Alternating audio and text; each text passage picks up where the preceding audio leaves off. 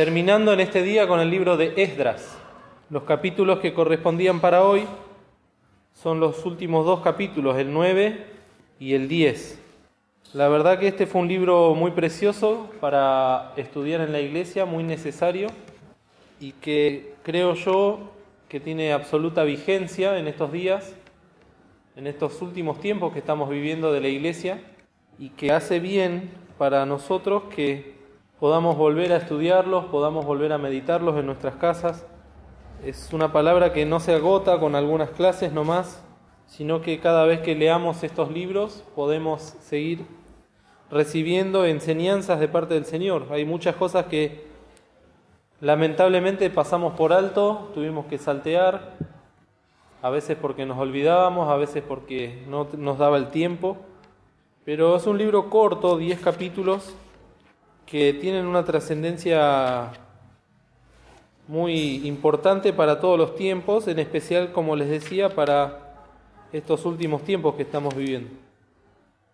Para hacer un pequeño resumen del libro, comienza hablando del pueblo de Israel que estaba en Babilonia y que por el edicto del rey Ciro volvieron a la tierra prometida. Eso pasó con ayuda y de mano de un gobernador que asignó el emperador, que se llamaba Zorobabel, y en ese primer viaje que hicieron a Israel, volvieron de Babilonia unas 50.000 personas más o menos. Después, junto con Zorobabel, vino un sacerdote que se llamaba Jesuá, o Josué, que Dios lo capacitó y lo preparó para ser el sumo sacerdote. Esto es muy importante porque no solo tenían que volver a Israel, sino que tenían que volver sobre todas las cosas a estar en comunión con Dios, una comunión que se había perdido porque no tenían un lugar donde adorar a Dios. Dios había establecido que el templo de Jerusalén era el único lugar donde ellos podían hacer los sacrificios y los holocaustos, y ya no lo tenían más. Entonces ahora, al volver a Jerusalén, tenían que volver a establecer el culto hacia Dios. Y para eso también necesitaban un templo que había sido destruido por el imperio de Babilonia, que no había quedado nada, ni piedra sobre piedra, como pasó después en la época de los apóstoles, y que con la ayuda del Señor empezaron a construir. Hemos visto cómo el enemigo del pueblo de Dios, en este caso los samaritanos, se encargaron de que la obra del templo se vea estorbada, paralizada, al punto que durante 15 años no pudieron poner una piedra más para terminar el templo. Ahí es cuando Dios manda a dos profetas, uno se llamaba Ageo y el otro, ¿cómo se llamaba? ¿Se acuerdan? Zacarías. Dos profetas que el Señor levanta para que reanimen al pueblo, para que lo esfuercen, para que se den cuenta de que en ese templo iban a pasar cosas muy importantes. Una de ellas, y la más importante creo yo, es que lo iba a pisar el mismo Señor Jesús, 400 años después o 500 años después. Entonces, ese fue el aliento que Dios le dio a estos hombres para que reanuden la obra en aquel lugar. Después que ellos terminan de construir el templo, pasa un tiempo y comienza el capítulo 8 de Esdras, hablando del viaje próspero de Esdras, justamente, y su llegada a Jerusalén. Esto que pasa acá en el capítulo 8, después de que pudieron hacer el templo, la Biblia hace un salto importante en el tiempo, porque pasaron entre el primer viaje de Zorobabel y que llega Esdras en este segundo viaje unos 80 años. Es un tiempo muy importante. Prácticamente es el tiempo que vive una persona, la mayoría de las personas, o sea que casi todos los que llegaron con Zorobabel, por no decir todos, ya para cuando llega Esdras habían fallecido. Yo pensaba, es prácticamente el mismo tiempo que pasó también entre que se fueron a Babilonia y volvieron, que fueron 70 años.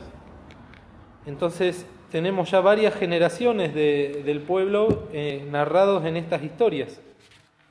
Desde que termina Crónicas hasta que termina Esdras, tenemos un periodo de más o menos 150 años de historia, donde se nos narra lo que va pasando con el pueblo. Estos capítulos 8 y 9 de Esdras son muy lindos porque muestran cómo Dios se encarga también de nombrar, y queda en el registro de la Biblia, las familias que volvieron. Cómo Dios tiene presente cada detalle. Hoy hablábamos de eso con los hermanos en el barrio cuando íbamos a buscar a los chicos. Son listas de nombres que muchas veces las leemos rápido o ni las leemos, las salteamos, porque queremos ir a la historia propiamente dicho, pero cada nombre que el Señor dejó asentado ahí en la Biblia quedó escrito en el libro de la vida, es algo importantísimo.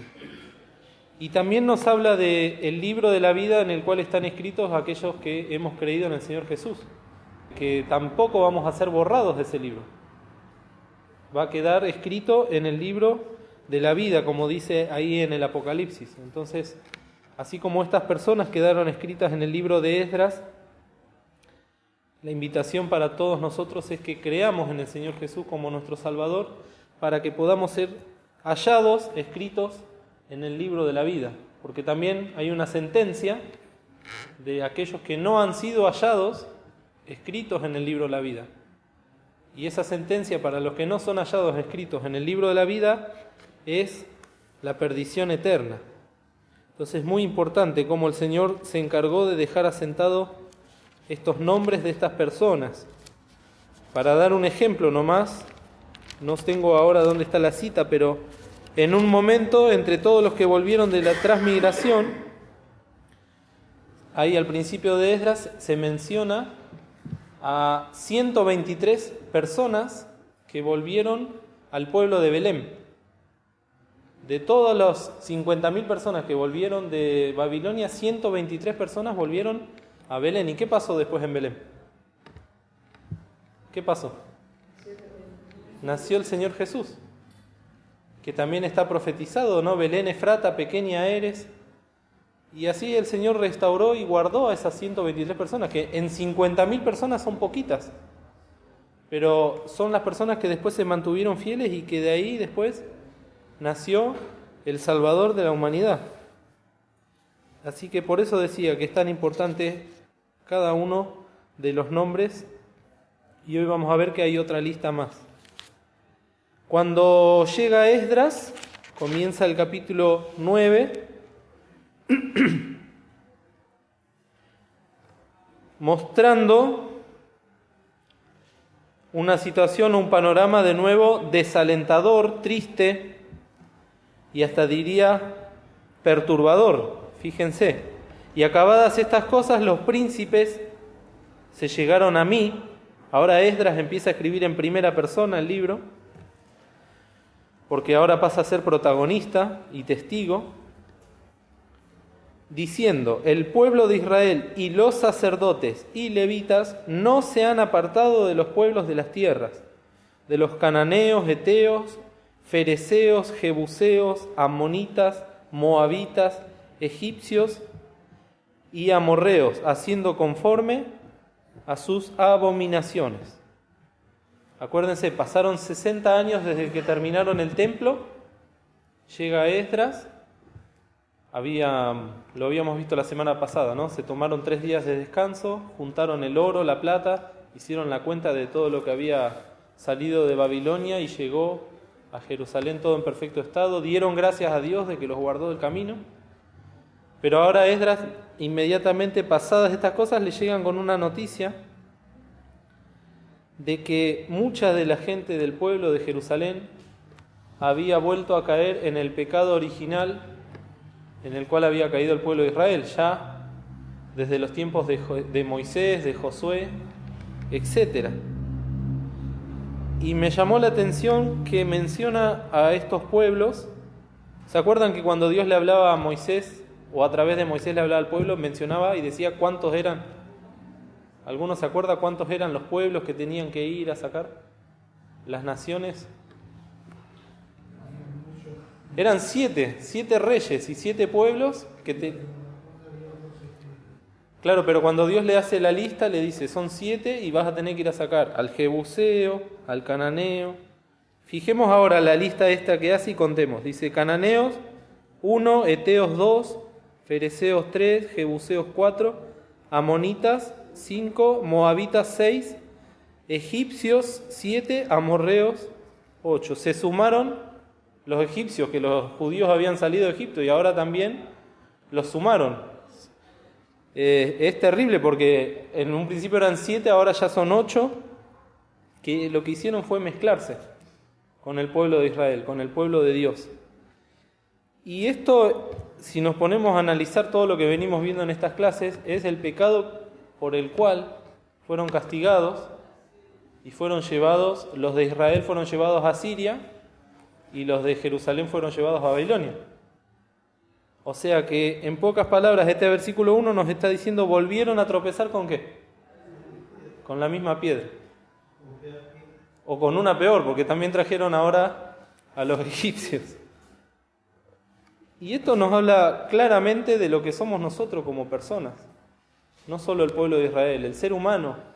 Hay una frase del mundo que dice, el ser humano es el único animal que tropieza 2 veces con la misma piedra. Lamentablemente, tendríamos que decir, el hombre es el único que tropieza muchas veces con la misma piedra. Hoy vamos a ver eso. Primeramente, el diagnóstico que hace Esdras al respecto, pero también lo bueno que nos deja la palabra de Dios es que junto con el diagnóstico Dios que da la medicina, ¿no? La cura. Entonces, el diagnóstico cuando llega a Esdras es este. El pueblo de Israel y los sacerdotes y los levitas no se han apartado de los pueblos de las tierras. Seguramente mientras tuvieron Zorobabel y Jesuá, se mantuvieron en fidelidad.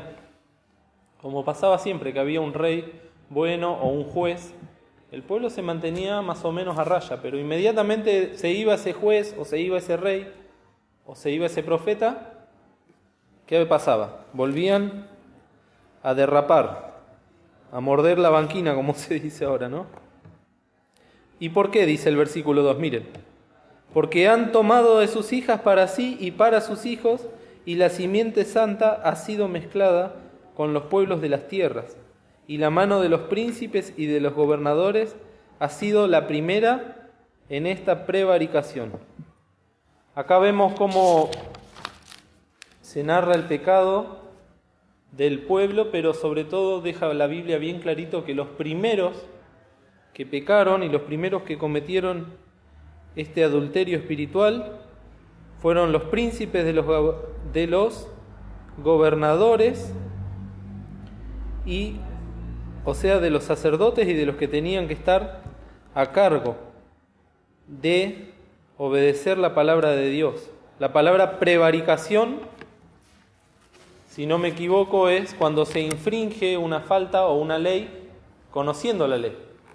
Una cosa es infringir una ley que no conocemos o que somos, por decirlo de una manera, inocentes, pero prevaricar es cuando yo conozco la ley, conozco el estatuto y igual lo infrinjo.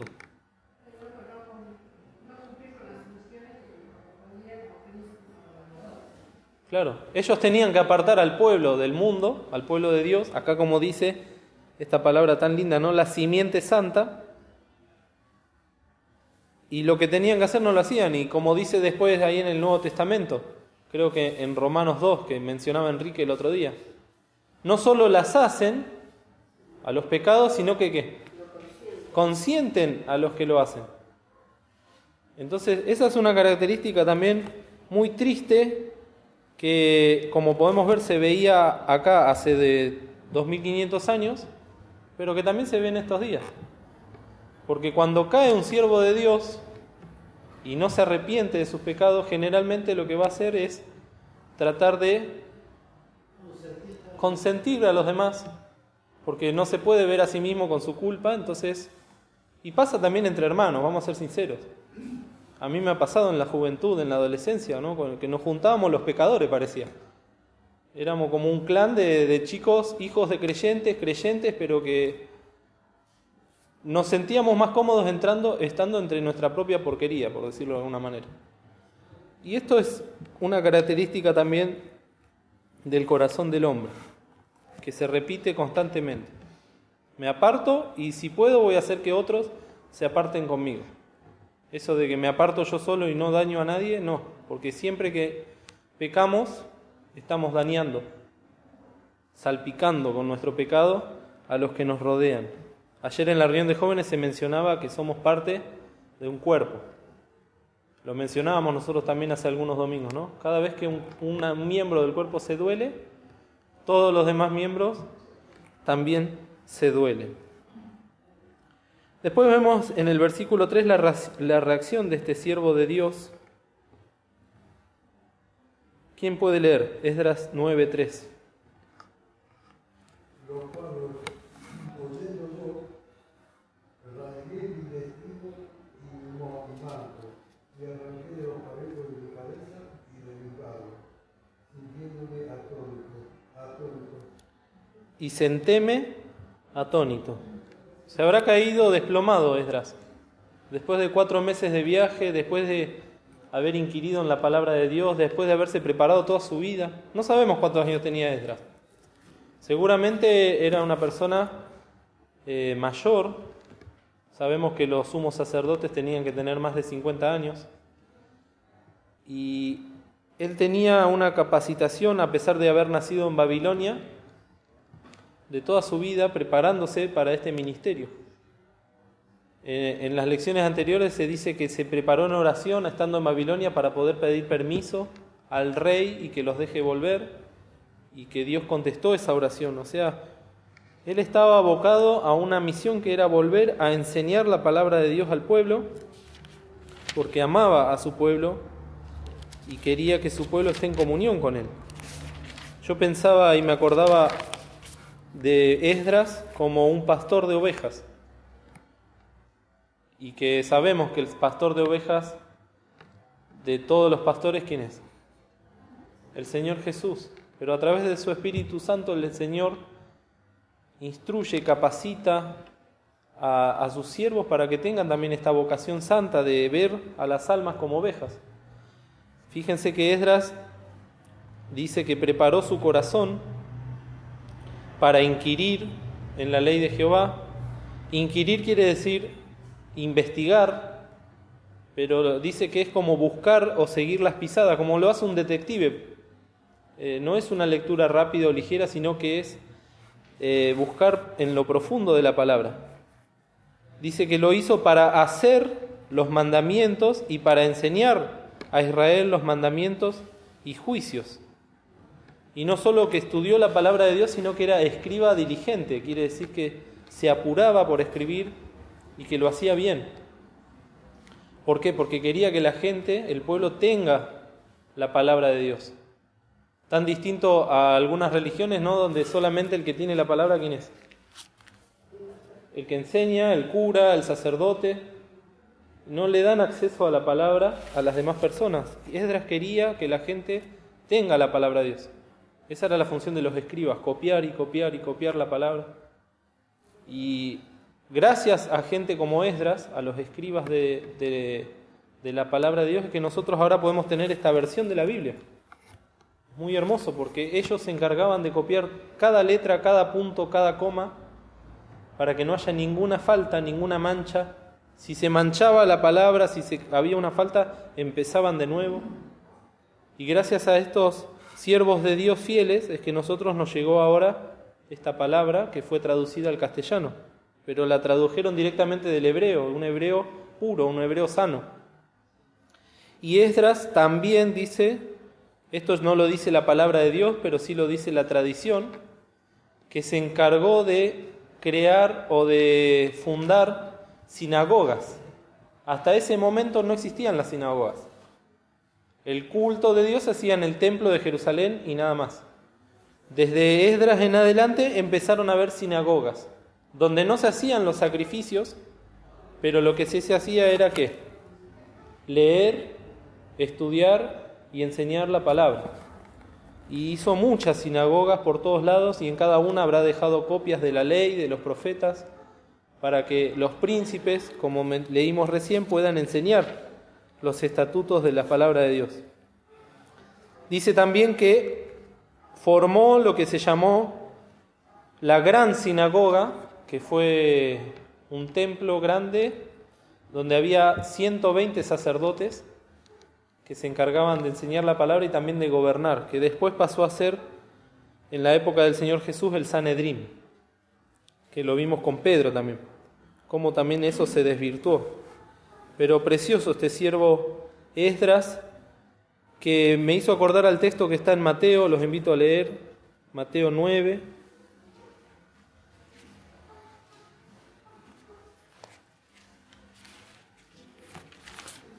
El versículo 36.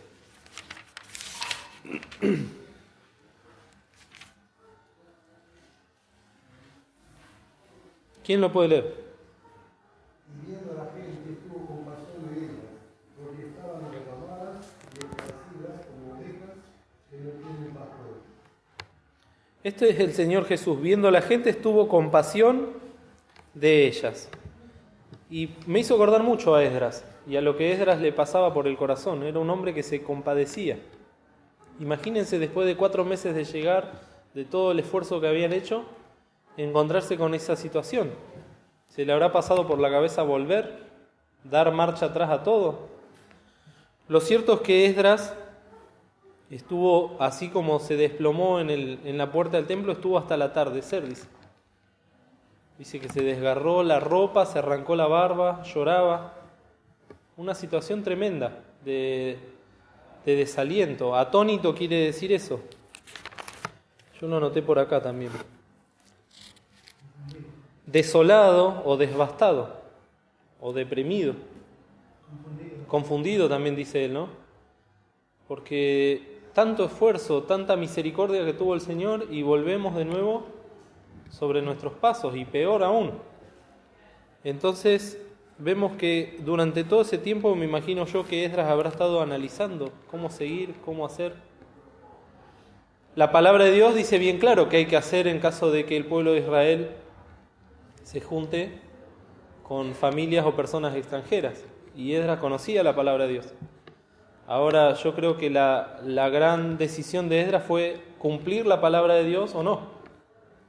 ¿Voy a fondo con la reforma o me quedo en el camino? Otra cosa que nos enseñaron desde que somos chicos, ¿no? La reforma que pasó en la época de Lutero, de Calvino. Ellos recibieron del Señor la palabra y se dieron cuenta de que la Iglesia Católica estaba mal, errada en muchas cosas. Vamos a reformar, dijeron. Pero en muchas cosas se quedaron en el camino. No fueron a fondo con volver a las Escrituras, al Señor del todo y a la palabra. Por eso es que ahora hay denominaciones y hay tantas otras cosas que están en contra de la palabra de Dios. Esdras tuvo todo ese tiempo, dice, hasta la hora del sacrificio de la tarde, que ese horario eran las 3 de la tarde, la hora de nona, cuando se sacrificaba el cordero, ya desde la época de Moisés. Y también es el horario en el cual el Señor Jesús dio su vida por nosotros. A la misma hora, es impresionante cómo la Biblia también se encarga de dejar esos detalles. En ese momento dice que Esdras se levanta y se pone de pie, vamos a buscarlo.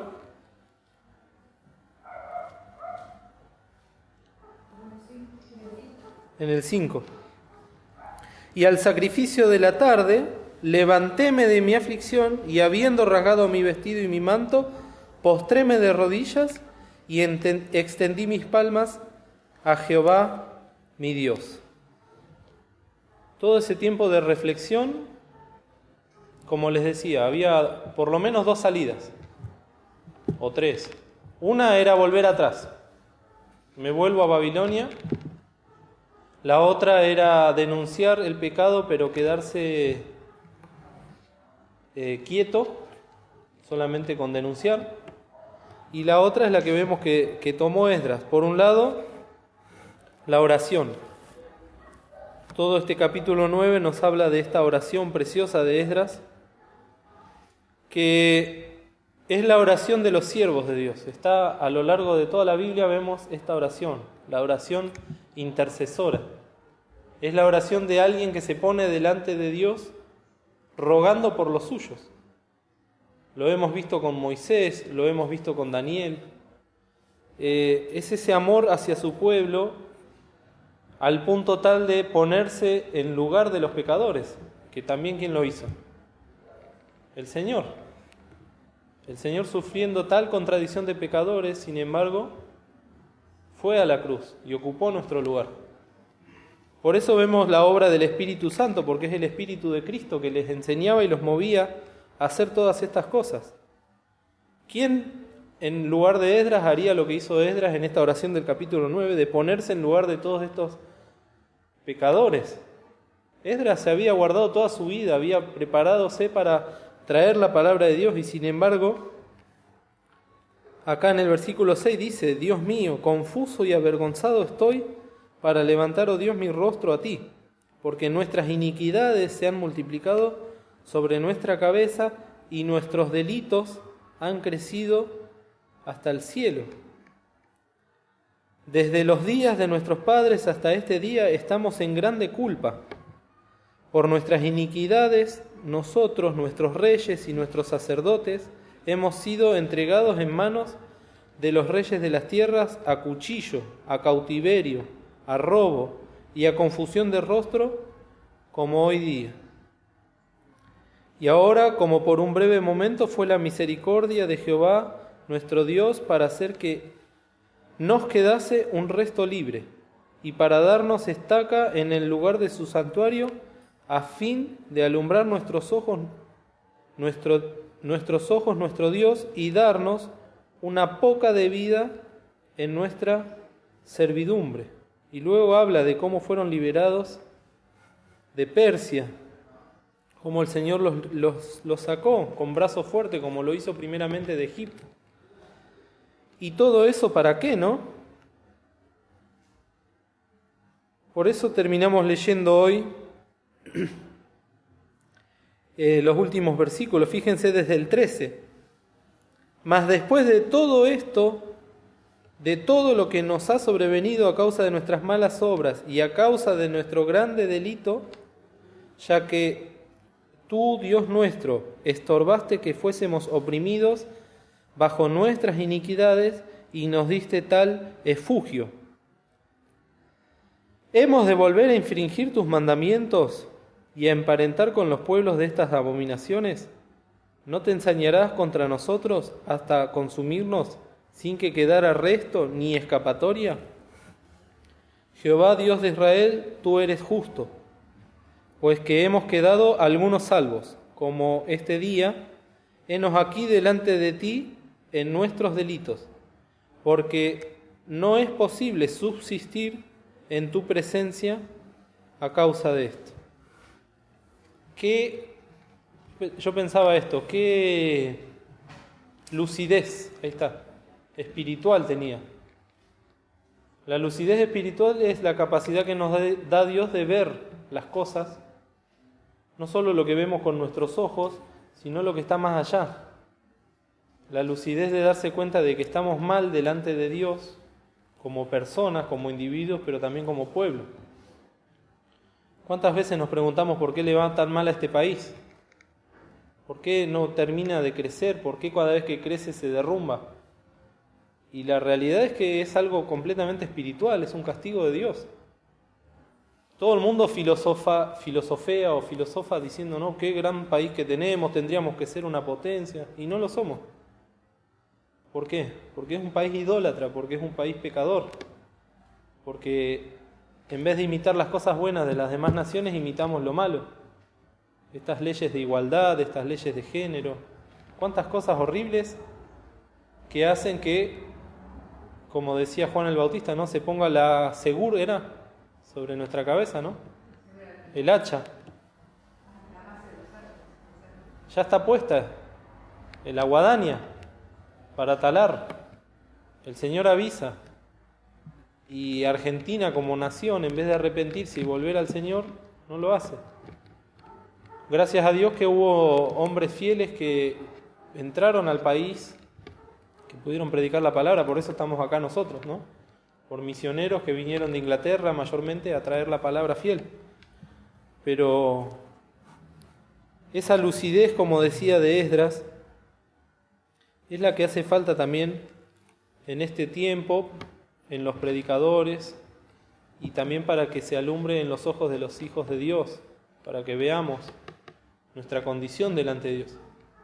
Por eso decíamos hoy, primeramente dio el diagnóstico, mezclar la simiente santa. Hoy en día parece lo más normal del mundo que un hijo de Dios se emparente con alguien que no lo es. Pero para Dios es gravísimo. Lo fue a lo largo de toda la palabra de Dios. Y vemos en Génesis, dice que los hijos de Dios empezaron a juntarse con las hijas de los hombres. En los primeros capítulos nomás ya. Y como les digo, ahora parece algo normal, pero para Dios es muy grave. En el estudio que es para niños decía, ¿no? Como para preguntarle a los chicos, ¿a ustedes les parece que no le dará tristeza a Dios estas cosas? Dejen que los chicos respondan, dice, ¿no? Y yo pregunto lo mismo, ¿no le dará tristeza a Dios estas cosas? Esto sin mencionar la misericordia que tiene Dios, la paciencia que tiene Dios, que es real y que siempre está. Acá Esdras lo dice, ¿no? Un poco de luz. El versículo 8 de Esdras 9. Un breve momento fue la misericordia de Dios para hacer que nos quede un resto libre. Y después dice, y darnos un poco de vida en nuestra servidumbre. Y efugio, después dice en el versículo 13. Hay algunas Biblias que van a ver que cuando termina el versículo 13 dice refugio. Y no dice efugio, que la palabra realmente es efugio, que quiere decir dar salvación o dar rescate. Es una palabra que ahora ya casi no se usa, pero que significa eso. En la versión 60 tradujeron que nos ha quedado un remanente. Fueron liberados de parte del Señor, el Señor los preservó, les dio salvamento. Acá cuando en el versículo 15 vuelve a decir, hemos quedado algunos salvos, en el hebreo es la misma palabra que usa en el 13 para efugio. Entonces, somos rescatados de este mundo. Ahora volvamos a nosotros. Millones y millones de personas que no creen en el Señor. Están siendo condenadas por no creer en el Señor Jesús como su Salvador. Ahora nosotros fuimos rescatados como se dijo el domingo. El pastor dijo, ¿no? De nuestra vana conversación. ¿Y qué vamos a hacer con eso? ¿Hemos de volver a infringir tus mandamientos y a emparentar con los pueblos de estas abominaciones? ¿No te ensañarías contra nosotros hasta consumirnos sin que quedara resto ni escapatoria? Como se dijo también hace poco, nosotros estamos en la dispensación de la gracia.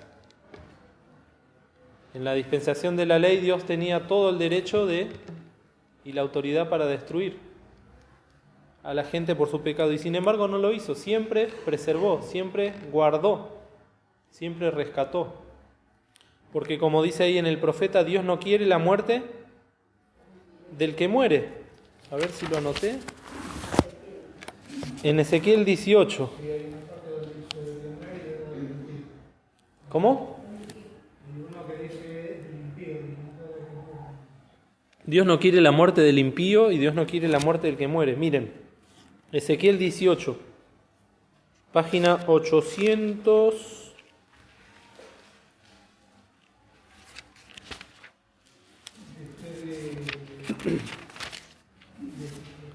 850. Después de Jeremías y de Lamentaciones viene Ezequiel.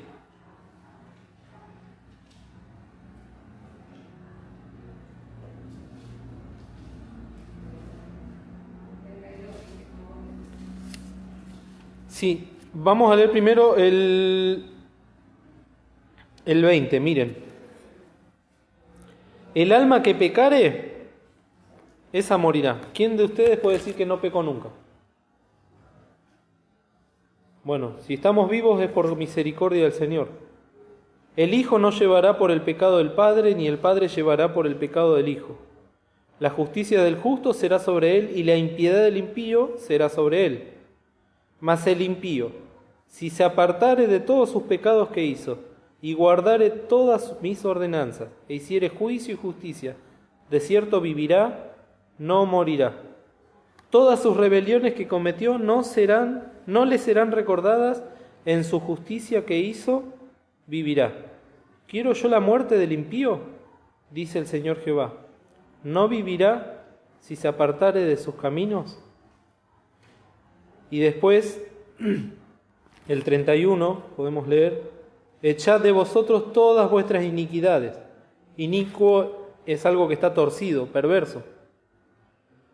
Que con que habéis prevaricado, y haceos corazón nuevo y espíritu nuevo. ¿Y por qué moriréis, casa de Israel? ¿No quiero yo la muerte del que muere? Dice el Señor Jehová. Convertíos pues y viviréis. Antes tenían que hacer muchas cosas para ser salvos. Ahora la salvación es por fe. Solo hay que creer en el Señor Jesús como el Salvador, porque el Señor Jesús ocupó mi lugar en la cruz. Entonces, aún teniendo todas estas bendiciones y estas ventajas para ser salvo, hay mucha gente que sigue rechazando la obra del Señor. Pero para nosotros que ya somos salvos, también está la exhortación de no volver a caer, de no volver a tropezar.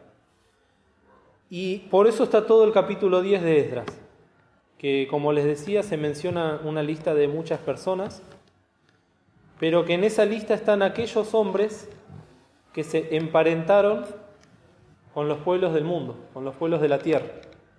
En total se mencionan 113 familias.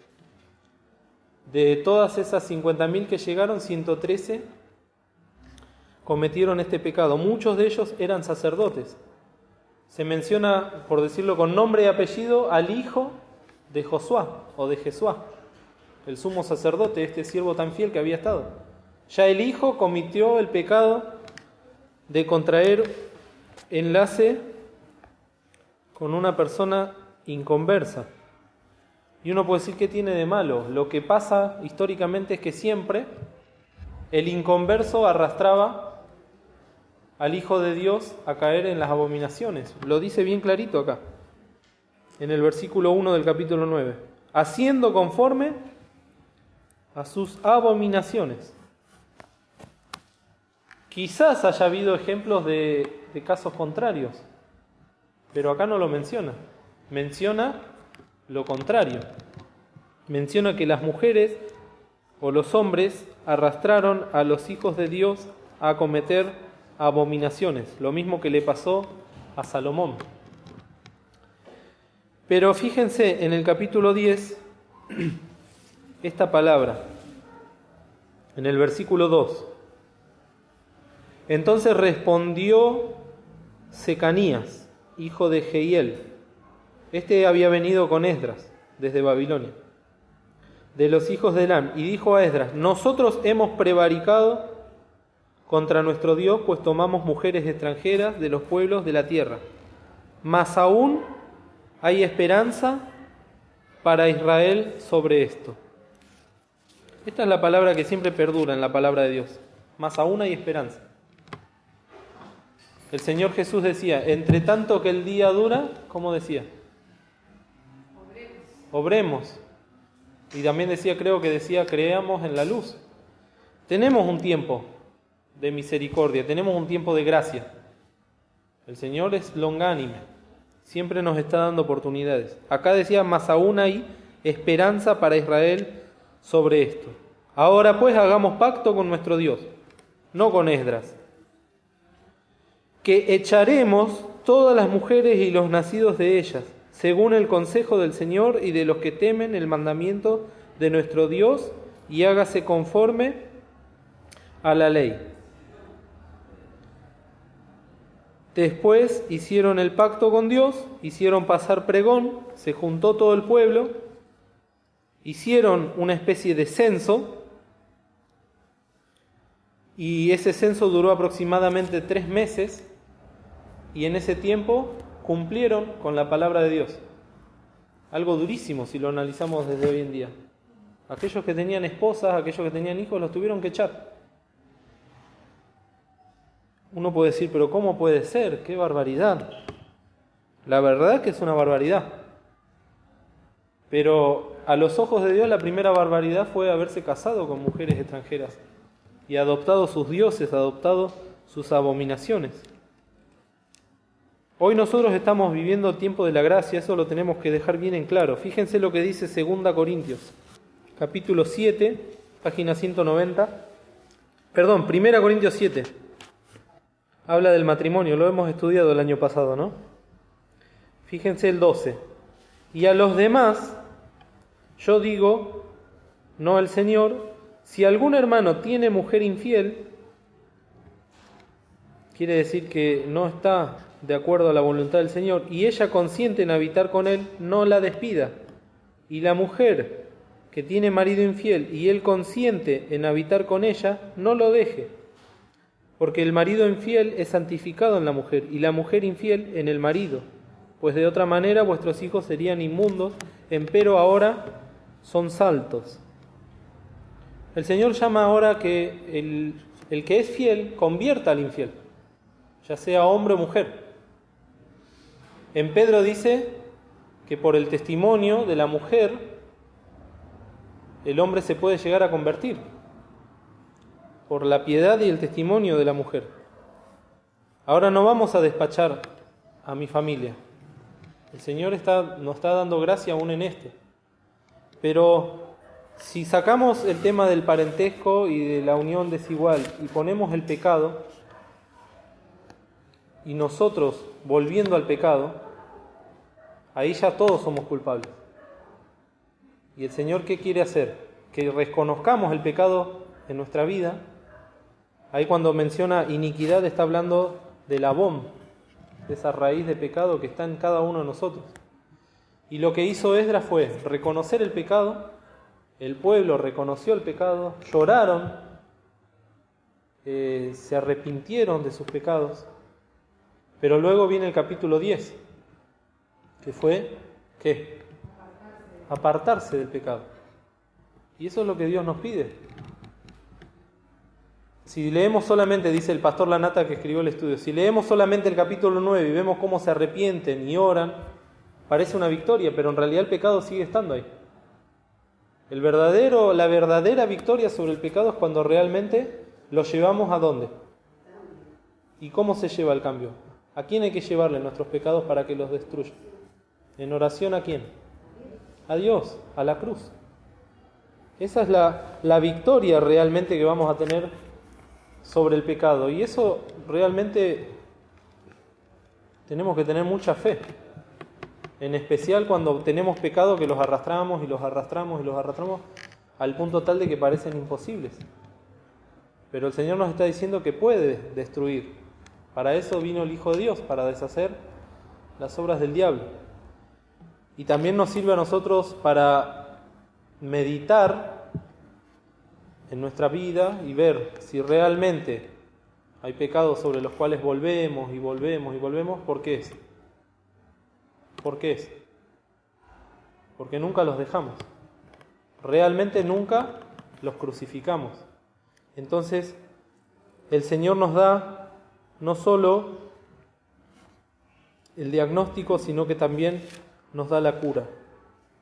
Y lo cierto es que la cura es dolorosa, pero que trae bendición y trae gozo. Fijémonos ahí en 2 Corintios 7, ahora sí. Por eso me acordaba de 2 Corintios. Y con esto vamos a terminar. 2 Corintios 7.